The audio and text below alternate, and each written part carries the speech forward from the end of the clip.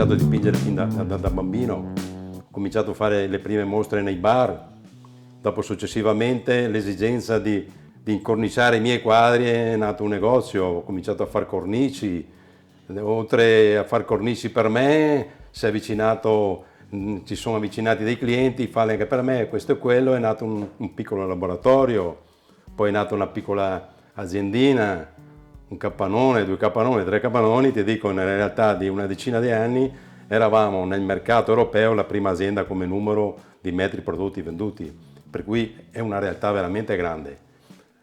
In quel periodo mi sono quasi fermato, però poi successivamente ho venduto l'azienda a una grossa società americana, ho riacquistato il mio tempo e sono ritornato a lavorare sia con la scultura, con le installazioni che abbiamo visto fuori, con la pittura, cioè questo è proprio il mio regno, il mio mondo lo chiamo.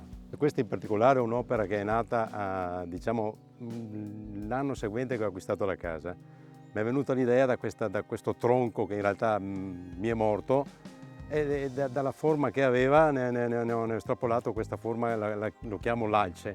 Poi ho inserito quest'occhio che fa proprio quasi paura, no? Sì, questa è stata inaugurata proprio il 1° maggio del 2020, è nata proprio nel periodo, diciamo, di clausura, lo chiamo io, che per me poi fin fine è stato un bel periodo, perché non l'ho vissuto drammaticamente come l'ha vissuto la maggior parte della gente, perché mi trovo in uno spazio, io lo chiamo un paradiso.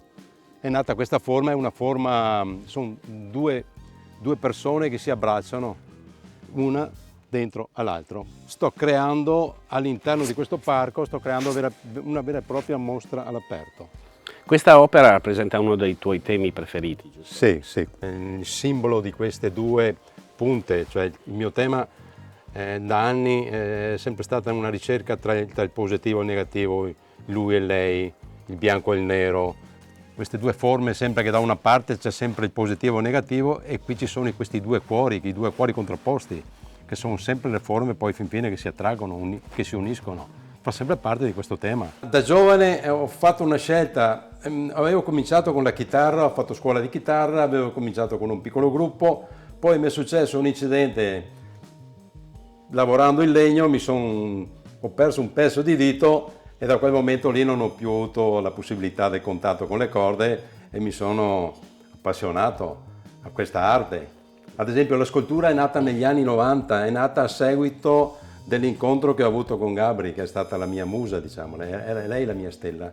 Poi l'eros è fondamentale nelle opere d'arte, perché io sono convinto che è la prima fonte di ispirazione per la maggior parte degli artisti.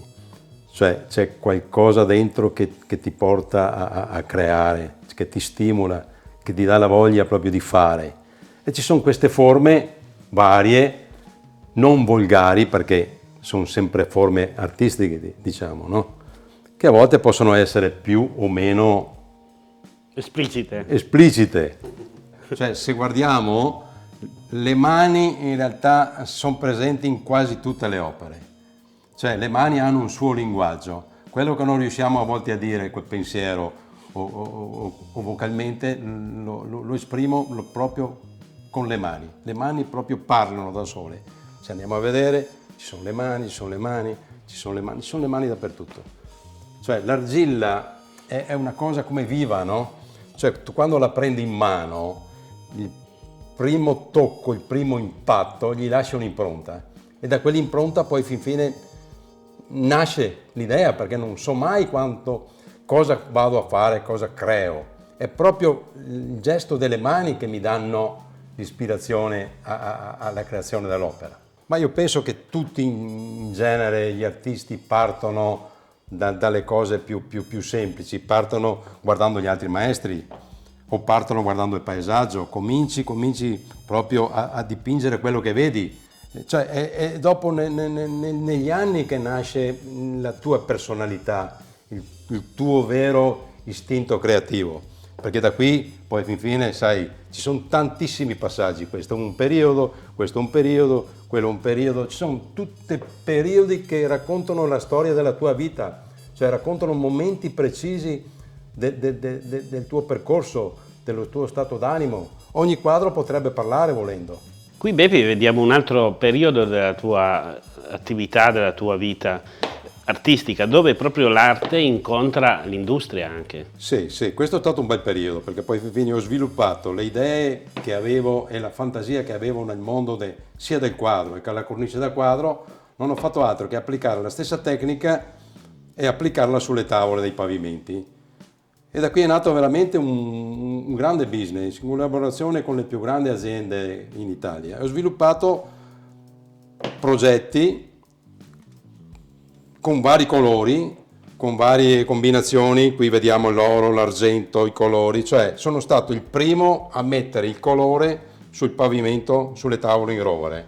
I profani spesso si domandano: ma come nasce un'opera d'arte? Questo insieme di colori, queste forme. È intitolato Momento di rottura. È nato da una arrabbiatura che ho preso con mia moglie. Lei mi ha fatto, adesso non mi ricordo il motivo vero, mi ha fatto incazzare, no? Io sono venuto giù in studio, proprio un momento di sfogo, ho preso la tela, non sapevo che colori prendere, che forma dare, e da lì la mano è partita, cioè questa gestualità, questa rabbia, questa aggressività che vedi in questi colpi, questa violenza, è proprio un motivo di sfogo, cioè è proprio così che nasce, cioè ti nasce da dentro e in quel momento esplode e esce una cosa che non puoi mai prevedere cosa esce, e in realtà è uscito questo. Difatti una certa arrabbiatura si vede o no?